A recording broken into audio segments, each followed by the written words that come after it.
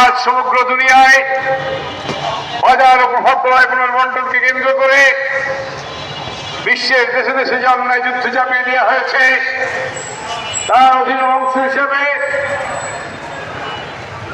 প্যালেস্টাইনে অব্যাহত যুদ্ধ, সাম্প্রতিককালে ইরানে আক্রমণ,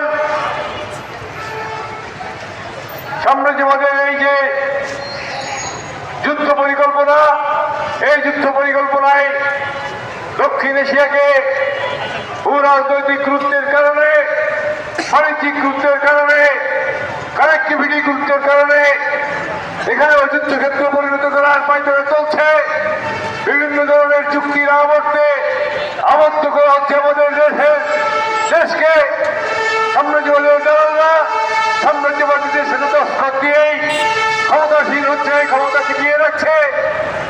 এমনি একটি অবস্থায় আজকে ইরানে সাম্রাজ্যবাদের যে বর্বর আক্রমণ এবং নির্বিচার হত্যা, তাদের শিশুদের দিক থেকে সাধারণ মানুষকে আবার বৃদ্ধ থেকে হত্যা, নির্মম হত্যা, এর প্রতিবাদে সারা দেশব্যাপী জাতীয় গণতান্ত্রিক ফ্রন্টে বিক্ষোভ সমাবেশ মিছিলের কর্মসূচি, কেন্দ্রীয় কর্মসূচি এখানে আনুষ্ঠানিকভাবে সমাপ্তি ঘোষণা হলো।